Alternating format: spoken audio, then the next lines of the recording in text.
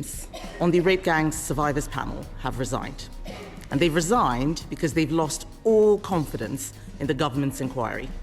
So I'm giving my first question to one of them, to Fiona. She said, being dismissed and contradicted by a minister when you're telling the truth takes you right back to that feeling of not being believed all over again. Fiona's question is simple. What's the point in speaking up if we're just going to be called liars? Prime Minister. Can I thank her for raising that on behalf of Fiona, and let me give Fiona and the House my answer, Mr Speaker, because the grooming scandal was one of the worst scandals of our time. Women and girls were abused and exploited by predatory gangs of men, and survivors have been ignored for many years, including by the state that, of course, is supposed to protect them. My vow to Fiona and them is that this national inquiry will change that. I do acknowledge that in recent days some members, including Fiona, have decided to step away from the panel. I say this, Mr Speaker, should they wish to return, the door will always be open.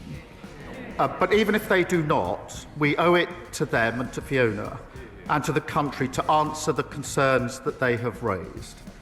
The inquiry is not and will never be watered down. Its scope will not change. It will examine the ethnicity and religion of the offenders, and we will find the right person to chair the inquiry. I can tell the House today, Mr Speaker, that Dame Louise Casey will now support the work of the inquiry, and it will get to the truth. Injustice will have no place to hide. Mr Speaker, I doubt she'll be satisfied with that answer. He says that they could return to the panel if they wish to. Why would they do that? The government has been engaged in a briefing war against survivors. Elizabeth. Oh, really? They say shame. Why don't they listen to what Elizabeth had to say? Why don't they listen to what Elizabeth had to say? Elizabeth, who was abused in Rotherham from the age of 14, had this to say, and I quote, "The government has created a toxic environment for survivors." They were looking for answers from the Prime Minister, and what they've heard is Labour MPs saying shame at their words. Yesterday, Mr Speaker, the Safeguarding Minister said Elizabeth was wrong. Who should we believe? The Prime Minister's Safeguarding Minister or Elizabeth? Prime Minister. Mr Speaker, let me put on record my respect for all of the survivors who've been through the most awful ordeals. And I want to thank those that have been involved so far for the work in the process. What we're trying to do is to get this right and have an inquiry with survivors at the heart. As the Safeguarding Minister told the House yesterday, that's obviously not easy. They've all come with difficult experiences.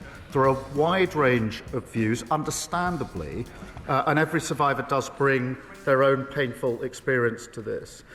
The survivors met the prospective chairs this week, and we want to have them to have the chance to engage. I want survivors to be at the heart of this. I want an inquiry that can get to the truth. These are the hard yards, I accept that, but I want to press on and get this right.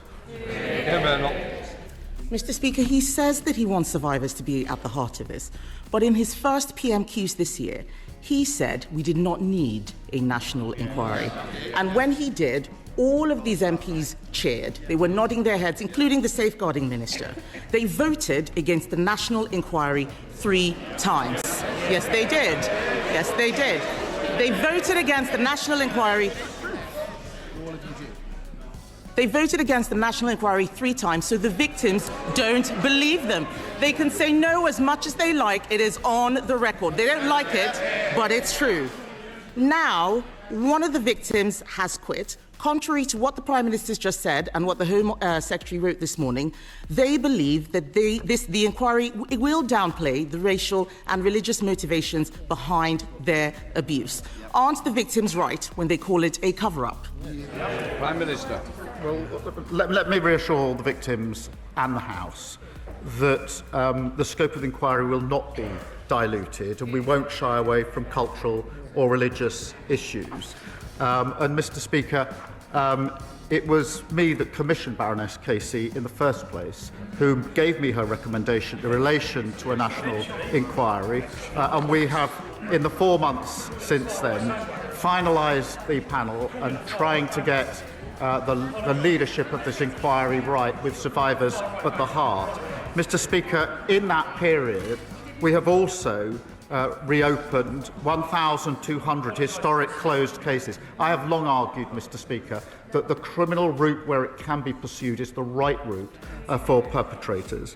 We've introduced mandatory reporting of child sex abuse. I happen to think that is a vital safeguard. I've been campaigning for that for over a decade. I asked the last government to introduce it, and that fell on deaf ears. And that mandatory reporting of child sex abuse is something each and every one of them voted against earlier this year. And we've given victims and survivors the power to seek an independent review of their cases. But, Mr. Speaker, in relation to this inquiry, I want to go as fast as we can to get the justice that is deserved. I want to ensure survivors are involved in that, and we're balancing the two to get this right, and I'll continue to do so. Kemi Badenoch. Mr. Speaker, he's talking about mandatory reporting. I will remind him what Fiona asked. What is the point if the victims aren't going to be believed? What would be the point of mandatory reporting? All of this is happening now. All he's saying is because 4 of those victims resigned from the survivors panel. If they hadn't done that, they would have continued with the watering down, which we all know that they were carrying out. So yes, the victims are right to be worried. He also talked about looking for a chair. It has been 10 months since we first called for a national inquiry. 10 months. It is shocking that they still do not have a chair. One of the final 2 candidates, Mr. Speaker, has pulled out, leaving a former police officer that the victims don't want. What they do want is a judge. They deserve a judge. So, Mr. Speaker, we are talking now. We are talking about the industrial-scale rape of women and girls. Unlike most of the inquiries going on, why is it that this inquiry doesn't deserve? Prime Minister. Can I answer that? It's a serious point, Mr. Speaker, because whether it should be judge-led was looked at by Louise Casey, and she decided against that for a reason, and her reasons were twofold. I'll spell them out. The first was the speed with which we could do this, and it would have been... They asked the question, and the first was the speed with which we could do this. The second is really important, and that is that at the same time as the inquiry, I was absolutely determined that criminal investigations would go on at the same time.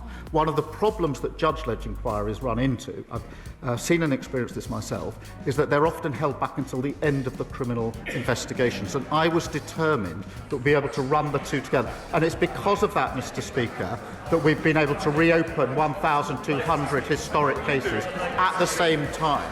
And, Mr. Speaker, she asks, what's the point of mandatory reporting that she voted against? I don't think she understands how it works. Mr.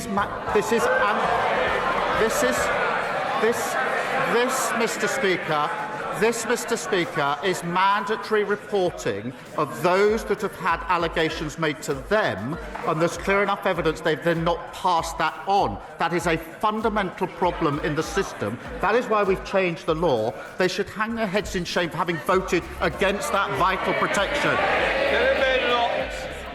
What he should hang his head in shame in is calling this a far-right bandwagon when we first raised this issue. The deputy leader, the future deputy leader, we all know who's going to win, called this a dog whistle. What we need to think about right now, Mr. Speaker, is the victims. It is the survivors. I spoke to one of them yesterday. Let's remember, these are victims who waived their anonymity, an incredibly difficult thing to do. And they believe that the Safeguarding Minister has lied to them and about them. One of the survivors has said, and I quote, "Jess Phillips needs to be removed because I don't think her conduct during this has been acceptable for the position that she holds." That is, those aren't my words. Those are the words of a survivor. It is a shame that Labour MPs are drowning that out. The member for Birmingham Yardley has clearly lost the confidence of the victims. Does she still have the confidence of the Prime Minister? Can I just say, that, Prime Minister, even if we are quoting somebody else, we shouldn't quote it because it's a direct allegation against a member of this House. So I'm sure that that's not what was intended, Prime Minister.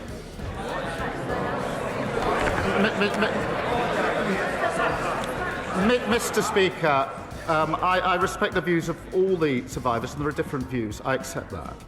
But the Safeguarding Minister, I think, has probably more experience than any other person in this House in dealing with violence against women and girls. Alongside her will be Louise Casey. These two individuals, Mr. Speaker, have spent decades standing up for those who've been abused and sexually exploited. And I absolutely think they're the right people to take this forward.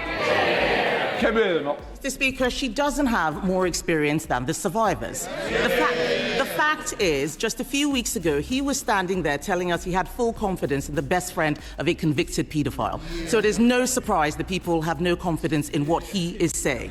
The victims have said that she should be sacked. We on this side of the House believe that she should be sacked because this is about Labour failure. Labour never wanted this inquiry. We demanded it. It has been Labour-run councils, Trafford, Bradford, Blackpool, that tried to suppress the truth.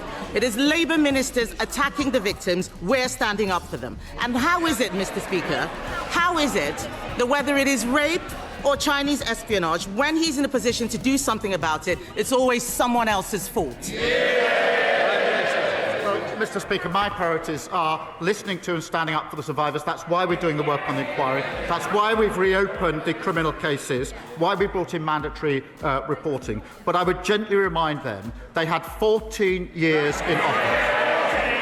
They barely mentioned this issue. And where there were inquiries, they failed to act on them. We have done more in the time we've been in office than they did in 14 long years. Lesterson.